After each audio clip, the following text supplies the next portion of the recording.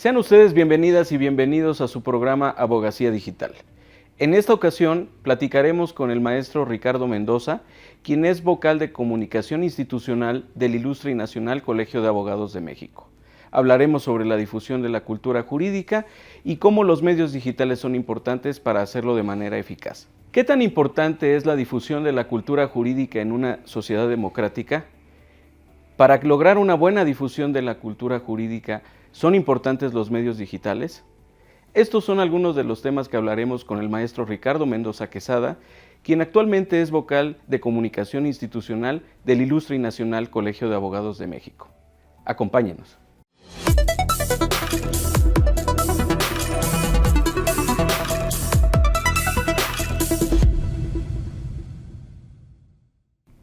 Ya estamos con el maestro Ricardo Mendoza Quesada, quien además de ser un abogado practicante, también es vocal de comunicación institucional del Ilustre y Nacional Colegio de Abogados de México. Muy bienvenido, mi querido Ricardo. Gracias, doctor, y gracias a la barra por la invitación para participar. Gracias a ti en lo personal, que además tienes la particularidad de ser miembro de la barra y del Ilustre. Cierto. Y aplaudo mucho estos espacios de difusión, precisamente un poco en línea con lo que vamos a hablar hoy, pero bueno, también eres un abogado que respeto muchísimo y que agradezco que te tomes el tiempo de hacer estos programas. Muchísimas gracias. Y bueno, partiendo un poco de lo que señalas, comunicación institucional, difusión de la cultura jurídica, hoy en una sociedad democrática, Ricardo, no se puede concebir sin una cultura jurídica mínima, en donde la gente sepa a qué se obliga, a qué tiene derecho, y para eso es muy importante la difusión de esa cultura jurídica. Una parte inicial la tenemos en la academia, en las escuelas de derecho, en donde diariamente es lo que se hace, se imparte docencia, se genera investigación, se difunde la cultura, y por supuesto hay una parte posterior, que son los colegios de abogados, que son aquellos donde sus agremiados son personas normalmente ya egresadas que están en la práctica de la profesión, y por supuesto también tienen integrantes que son aspirantes y que en algún momento próximo serán ya abogados titulados. Mi pregunta es, desde la vocalía de una institución tan noble y con tanta data como es el Ilustre y Nacional Colegio de Abogados de México, ¿qué se considera que se debe hacer desde esa vocalía de comunicación institucional para llegar no solamente a los abogados, a las abogadas, sino a toda la sociedad permeando esta cultura jurídica? Muchas gracias, doctor. La verdad es que me encanta cómo planteas la pregunta y suscribo todos los comentarios que haces en torno a las actividades que hace la academia y toda esta difusión que hay entre la comunidad jurídica, ¿no? Lo que conocemos como la comunidad jurídica, abogados y estudiantes colegiados, no colegiados, pero creo que me gustaría hacer un pequeño recuento de lo que es el Ilustre y Nacional Colegio de Abogados de México y cómo se vuelve relevante este tema de la difusión, la creación de una vocalía, la creación misma de la vocalía de comunicación institucional y la importancia que consideramos que tiene hoy en el panorama actual, no solo político, sino también social. La realidad es que tú sabes, porque también te decía ya, pues eres miembro del colegio, que el colegio tiene literalmente varios siglos de historia. Es un colegio que nace a partir de varias reuniones de abogados novohispanos en el año de 1758, bajo una orden real de Carlos III, que Carlos III, como dato curioso, es el que se atribuye, digamos, esta estatua del caballito que está fuera del Munal. No está comprobado, pero al menos se le identifica como ese personaje. Y el Ilustre y Nacional Colegio de Abogados de México nace originalmente como Ilustre e Imperial Colegio de Abogados, como Ilustre y Real Colegio de Abogados de México. Por orden, insisto, de cédula real de Carlos III, se transforma luego en un Ilustre e Imperial Colegio de Abogados de México con la fundación del primer imperio mexicano y termina siendo lo que hoy conocemos como el Ilustre y Nacional Colegio de Abogados de México, ya con la instauración de la primera y permanente ya República Mexicana. ¿Por qué traigo esto a colación? Desde el año de su fundación, el Ilustre recoge principios que le preceden incluso por siglos atrás, estoy hablando de varios siglos atrás, que velan por los intereses de lo que hoy conoceríamos como nuestros clientes, que hoy conocemos y podemos identificar con el concepto de sociedad civil, ¿no? ¿Por qué es importante esto? Porque el principio y el objeto fundamental de los colegios, no hablo solo del Ilustre, sino de los colegios de abogados en el mundo y desde luego en México, es utilizar un código de ética mínimo como una herramienta que permita garantizar que los abogados que están colegiados puedan prestar servicios de manera proba, de manera honesta, de manera leal a sus clientes, sin abusos. ¿Por qué esto es relevante? Porque cuando pensamos en los colegios de abogados, está la tentación de decir, bueno, los colegios de abogados son para los abogados, ¿no? O benefician a los abogados.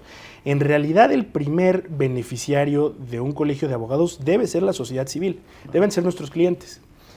Ese es el primer punto que quisiera resaltar.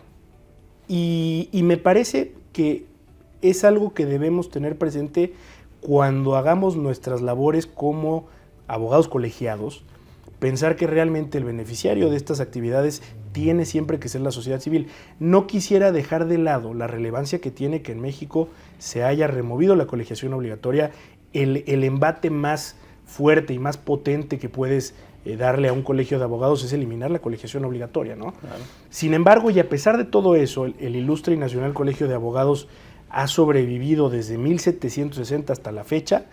Yo les invito también a nuestra audiencia que si quieren indagar un poquito más sobre la abogacía en México, no solo sobre el Ilustre, sino también sobre los otros colegios, lean el último libro que publicó Oscar Cruz sobre abogacía en México, y que también, bueno, cita en innumerables ocasiones al doctor Alejandro Mayagoitia, que es el cronista del colegio, Oscar es expresidente, y un poco llevándolo de nuevo al plano actual.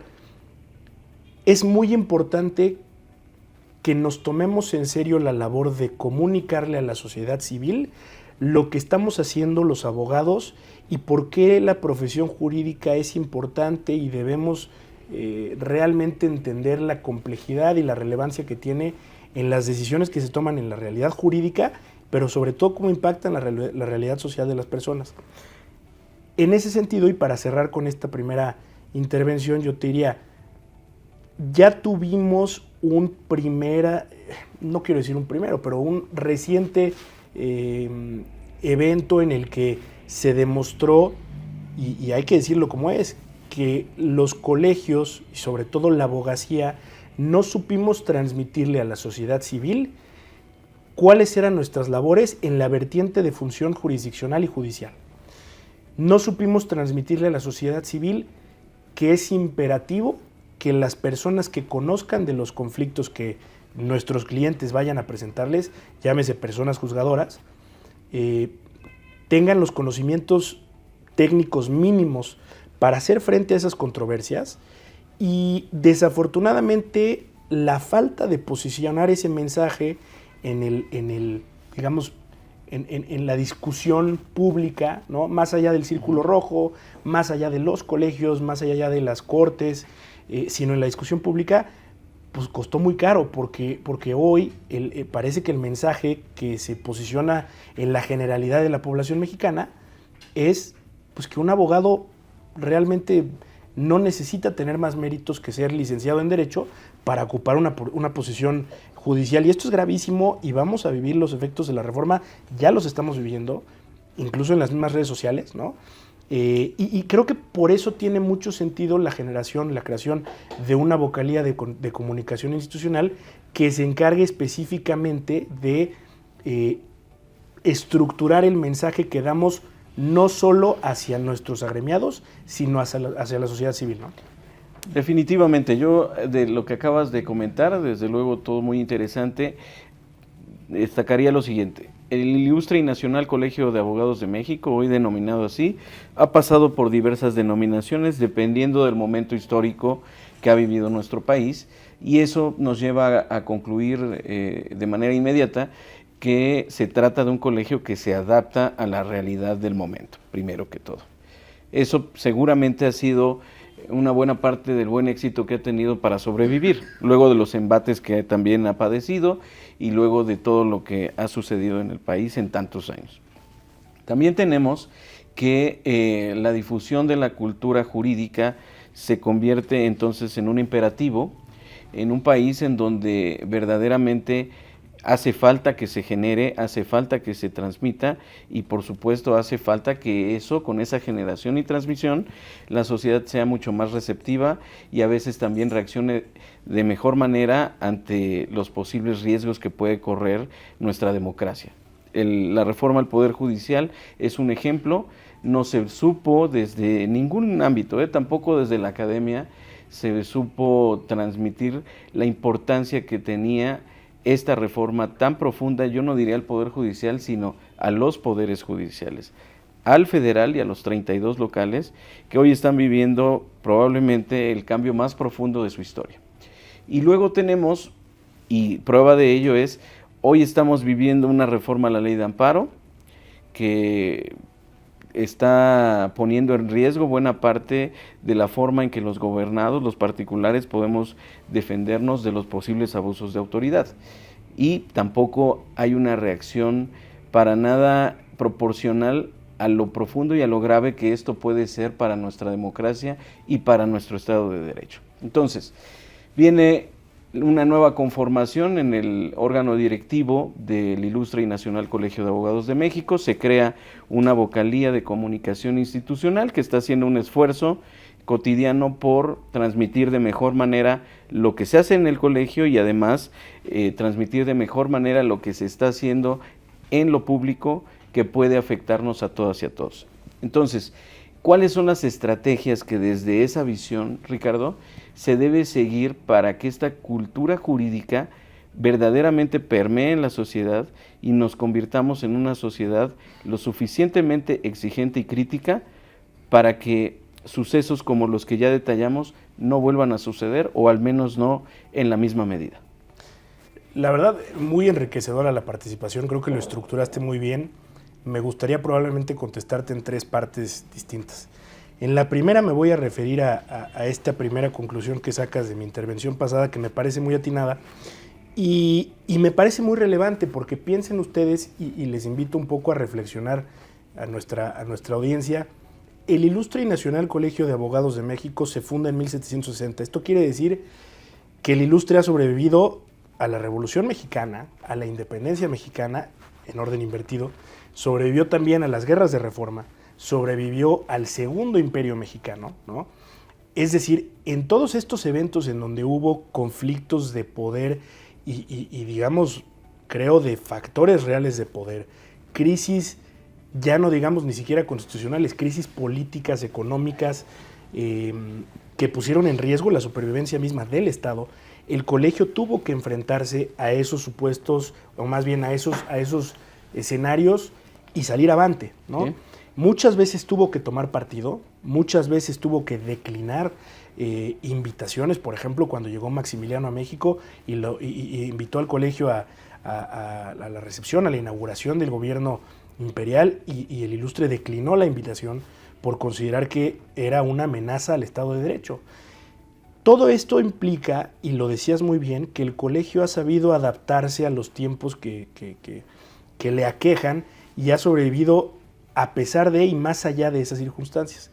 En ese sentido, no dejamos de ser un colegio tradicional, y eso es muy importante tenerlo claro. Somos un colegio sumamente tradicional que respetamos y honramos muchísimo los principios y los valores fundacionales que se acordaron al momento de fundar nuestro colegio y que defendieron personajes sumamente ilustres en el pasado, que presidieron el colegio y que participaron como miembros. Tenemos innumerables ejemplos, pero destaco quizá los más conocidos: Sebastián Lerdo de Tejada, Manuel de la Peña y Peña, que Manuel de la Peña y Peña fue presidente de México y del Ilustre de manera simultánea. Y una de esas exigencias, con esto me permito pasar a la segunda parte de mi respuesta, una de esas exigencias es mantenernos actualizados y saber atender las necesidades que demanda la sociedad actual. como lo demandó en su momento la sociedad del siglo XVIII y del siglo XIX y del siglo XX. Y una de estas formas de mantenernos actualizados es precisamente entendiendo que la era digital prácticamente abarca todos los sectores sociales, y eso no excluye al mundo de lo jurídico.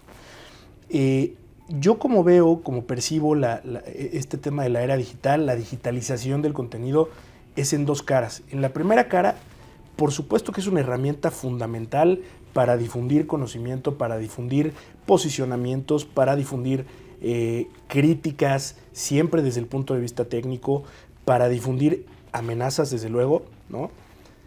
Pero también tiene otra cara a la moneda, que es el dominio absoluto que tienen ya las redes sociales y los medios digitales sobre los mensajes, sobre la información que se mueve en el contexto actual, y que de alguna manera te obliga a adaptarte o a morir, porque desde mi punto de vista no es viable hoy mantener un mensaje vigente en tiempo real como lo demanda la gente en el mundo, y en México no es la excepción, sin subirte a las redes sociales. No se puede, ¿no? Entonces, si bien es una gran oportunidad, también es un poco un peligro en el sentido de que te subes o estás completamente fuera.